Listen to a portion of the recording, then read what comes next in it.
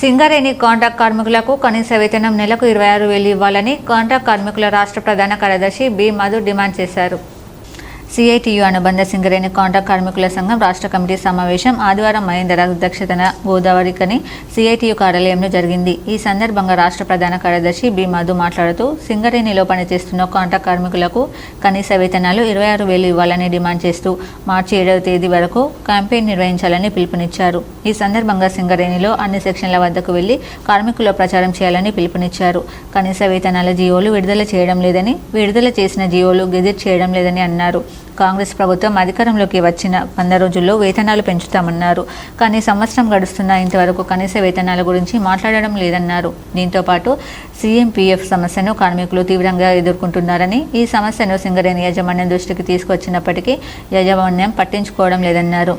సింగరేణి వ్యాప్తంగా పనిచేస్తున్నటువంటి సింగరేణి కాంట్రాక్ట్ కార్మికుల యొక్క వేతనాల పెరుగుదల కోసం రాష్ట్ర ప్రభుత్వం యొక్క నిర్ణయం కోసం కాంట్రాక్ట్ కార్మికులు ఆశగా ఎదురు చూస్తూ ఉన్నారు. తక్షణం రాష్ట్ర ప్రభుత్వం సింగరేణి కాంట్రాక్ట్ కార్మికుల వేతనాలను పెంచాలి అని చెప్పేసి సింగరేణి కాంట్రాక్ట్ కార్మిక సంఘం సిఐటిగా డిమాండ్ చేస్తూ ఉన్నాం. గత ఎన్నికల సందర్భంగా టీఆర్ఎస్ ప్రభుత్వం కాంట్రాక్ట్ కార్మికులకు అన్యాయం చేసిందని, కాంగ్రెస్ ప్రభుత్వాన్ని గెలిపిస్తే కాంట్రాక్ట్ కార్మికుల వేతనాలు పెంచుతామని, పర్మనెంట్ చేస్తామని చెప్పేసి స్వయంగా రేవంత్ రెడ్డి గారు గోదావరికని భోపాలపల్లి సందర్భంగా హామీలు ఇచ్చాడు. రామగుండం ఎమ్మెల్యే మక్కాన్ సింగ్ గారు కూడా కాంగ్రెస్ని గెలిపిస్తే నెల రోజులలో కోల్ ఇండియా జీతాలు అమలు చేస్తామని చెప్పేసి ప్రకటించారు. ఈరోజు INTUC నాయకుడిగా ఉన్నటువంటి సింగరేణి ప్రాంత నాయకుడిగా ఉన్నటువంటి జనక్ ప్రసాద్ గారే మినిమం వేజ్ అడ్వైజరీ బోర్డు చైర్మన్గా ఎన్నికయ్యారు. 2024 జూన్లో ఆయన మినిమం వేజ్ అడ్వైజరీ బోర్డు చైర్మన్గా ప్రమాణ స్వీకారం సందర్భంగా 100 రోజులలో కనీస వేతనాలు పెంచుదామని చెప్పేసి ప్రకటించాడు. ఇలా రాష్ట్ర ప్రభుత్వం ఏర్పడి 16 నెలలుగా వస్తూ ఉంది. ఈ రోజు వరకు కాంట్రాక్ట్ కార్మికుల యొక్క వేతనాల పెరుగుదల మీద రాష్ట్ర ప్రభుత్వం కానీ, కోల్బెల్ట్ ఎమ్మెల్యేలు కానీ ఒక్క మాట కూడా మాట్లాడటం లేదు. ఎనర్జీ శాఖ మంత్రిగా ప్రమాణ స్వీకారం చేసిన తర్వాత మొదటి 2 సందర్భాలలో బట్టి విక్రమార్క గారు కాంట్రాక్ట్ కార్మికుల యొక్క వేతనాల గురించి, వాళ్ళ యొక్క బాధల గురించి మాట్లాడిండు.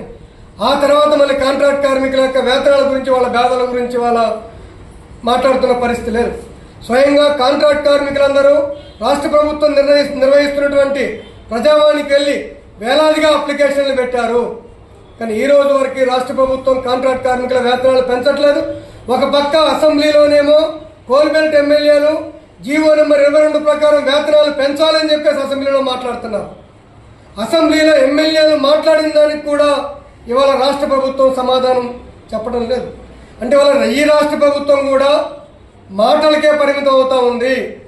బట్టి గారు చెప్పిన మాటలు వట్టి మాటలేనా అని చెప్పేసి అనుమానం వాళ్ళ కాంట్రాక్ట్ కార్మికుల్లో కలుగుతూ ఉంది.